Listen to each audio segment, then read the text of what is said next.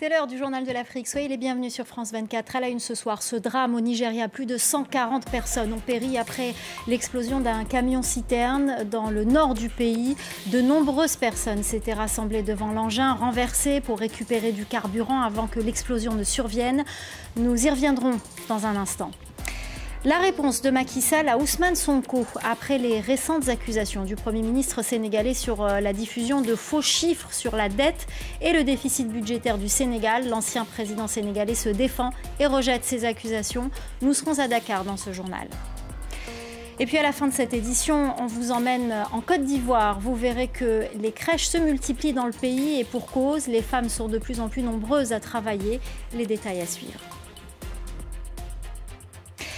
Plus de 140 personnes ont péri dans le nord du Nigeria après l'explosion d'un camion-citerne. L'engin s'était renversé, de nombreuses personnes s'y étaient rapprochées pour récupérer du carburant. Les témoins font état de scènes d'horreur. Certains racontent avoir entendu une énorme détonation puis vu des gens en feu qui couraient et hurlaient. Peu de temps après, des enterrements de masse ont été organisés. Des victimes enterrées, selon nos informations, dans des fosses communes, faute de pouvoir les identifier. À Lagos, la capitale économique du pays, les réactions d'indignation se multiplient. Ces accidents sont pour beaucoup trop fréquents et liés à la pauvreté. Écoutez. Je nous tiens pour responsables, nous les Nigérians, mais aussi le gouvernement. Parce que si le gouvernement se souciait de nous, ce genre de drame n'arriverait pas. Mais tout ce que nous voyons autour de nous, c'est la faim, la pauvreté. Les gens cherchent un moyen de subsistance et ne voient pas le danger. Ils veulent juste revendre l'essence pour gagner un peu d'argent. La seule raison pour laquelle les gens essaient de récupérer de l'essence d'un camion, c'est la pauvreté. À travers le Nigeria, tout ce que vous voyez, c'est la faim, la pauvreté. Les Nigérians sont désespérés. Donc quand ils voient une opportunité de se faire de l'argent, ils la saisissent. On doit faire mieux pour notre communauté, pour notre pays.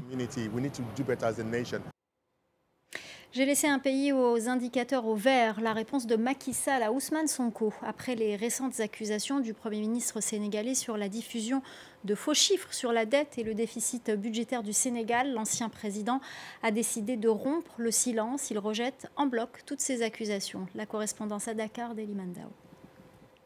Je regrette les propos du Premier ministre qui sont totalement faux et qui ont conduit à une dégradation de la note du Sénégal. Ces propos sont ceux de l'ancien président Macky Sall, interrogé par Bloomberg. Il fait ainsi référence à la récente dégradation de la note du Sénégal par le cabinet américain Moody's suite aux accusations d'Ousmane Sonko et de son gouvernement visant le régime du président Macky Sall, des accusations sur de falsifications de chiffres sur l'état de l'économie sénégalaise entre 2019 et 2023. À ces accusations, Macky Sall répond qu'il a laissé un pays avec des indicateurs verts. Il poursuit en disant, je cite, que les résultats des investissements de mon administration sont tellement visibles qu'il ne devrait même pas y avoir de débat.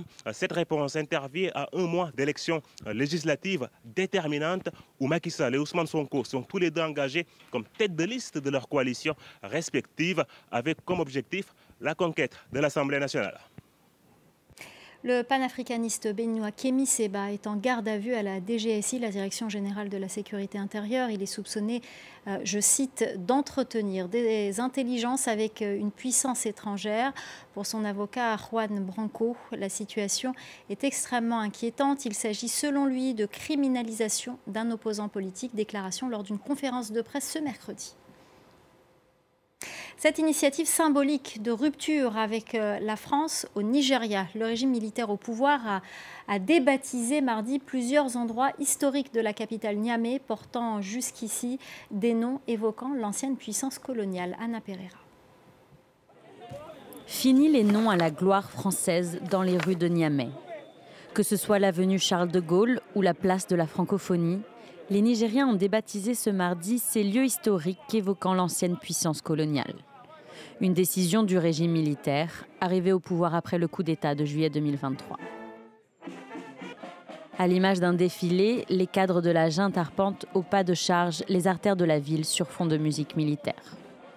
La plupart des avenues, boulevards, lieux de mémoire, rues, sites et places de nos villes en général et de la capitale en particulier portaient des noms qui ne représentaient pas des repères dans l'imaginaire du collectif de nos concitoyens. L'axe sera désormais baptisé avenue Djibo Bakary, homme politique socialiste et figure majeure du mouvement indépendantiste national à la fin des années 50. Le colonisateur, en souvenir de son passage, a marqué certains de nos centres urbains, d'un nom de ceux-là même qui nous ont causé du tort.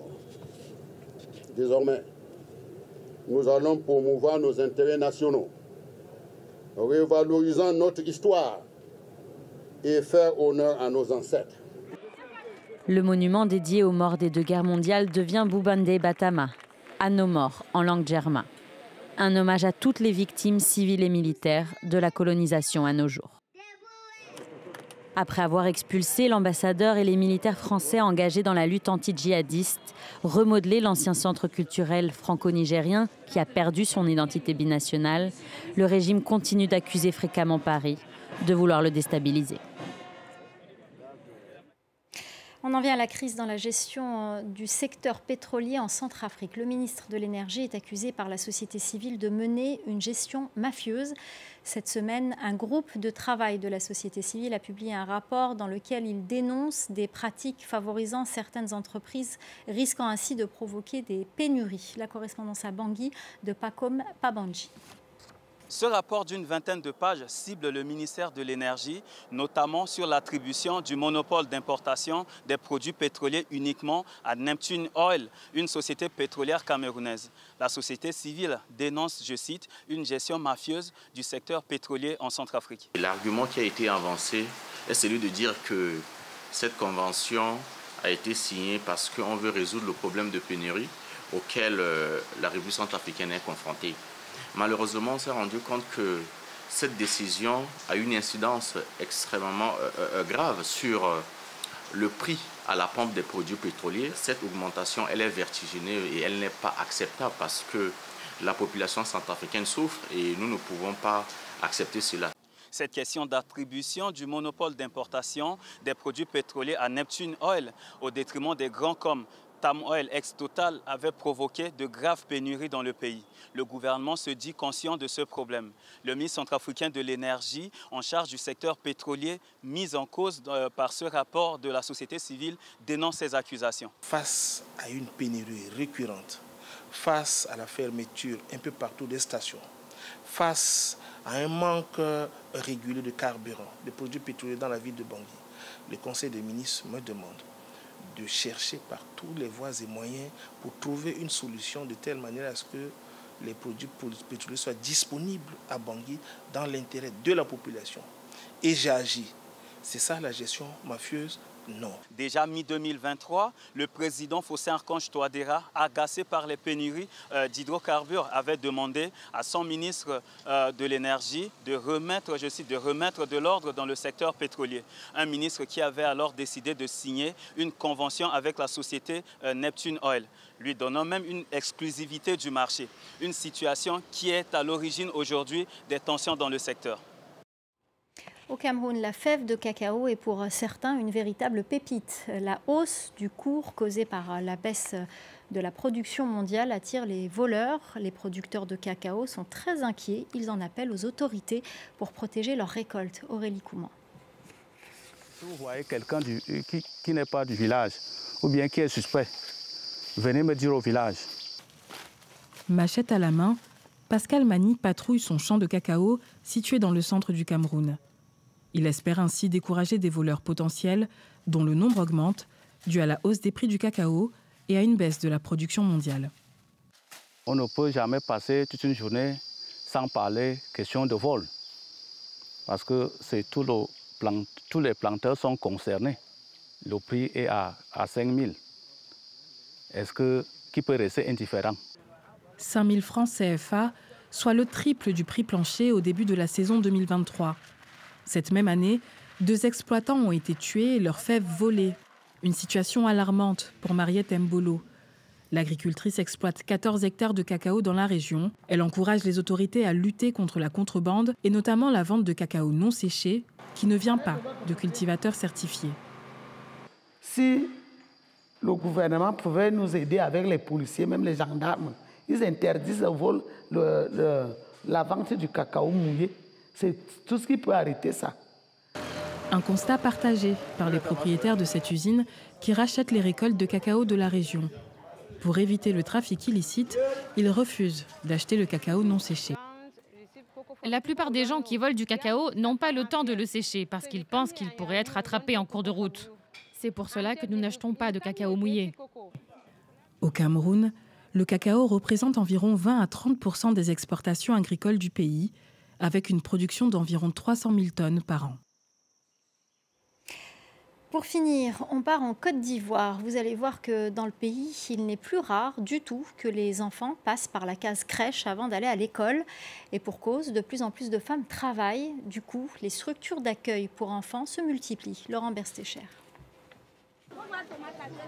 Abibatou Zembo travaille sur le marché de Kokoviko, au nord-est d'Abidjan. Un environnement chaotique et peu adapté aux enfants. Il y a quelques mois encore, cette vendeuse ambulante devait y amener sa fille. Mais depuis l'ouverture de cette garderie, elle peut aller travailler l'esprit tranquille. Bon, j'ai envoyé ma fille ici parce que où il est vent. Là-bas, c'est au bord de la route.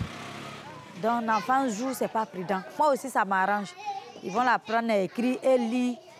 Elle est beaucoup éveillée, elle parle beaucoup, elle connaît déjà les choses. Laisser ses petits à la crèche, une idée qui fait son bout de chemin en Côte d'Ivoire. La garde des enfants y est traditionnellement confiée à un membre de la famille ou à une nourrice. Mais alors que le nombre de femmes sur le marché du travail ne cesse d'augmenter, de plus en plus de parents privilégient aujourd'hui ces garderies, mieux adaptées aux besoins des tout-petits. J'ai décidé de mettre mon fils dans une crèche parce qu'au moins ici, il peut côtoyer d'autres enfants. Il peut apprendre à se développer et à développer son caractère social. Mais il peut apprendre aussi d'autres choses comme la lecture, l'écriture ou encore d'autres langues. Reste la question du coût. Avec des frais annuels pouvant dépasser les 1 500 €, les garderies ont longtemps été réservées aux Ivoiriens les plus aisés. Mais ces dernières années, des dizaines de structures publiques ont ouvert leurs portes. Cette crèche ne coûte que 10 € par mois, permettant aux familles plus modestes d'y inscrire leurs enfants. Voilà, c'est la fin du Journal de l'Afrique. Merci aux équipes en régie, merci à notre chef d'édition Célia Caracena, merci à nos correspondants et merci à vous pour votre fidélité. Restez avec nous, l'info continue sur France 24.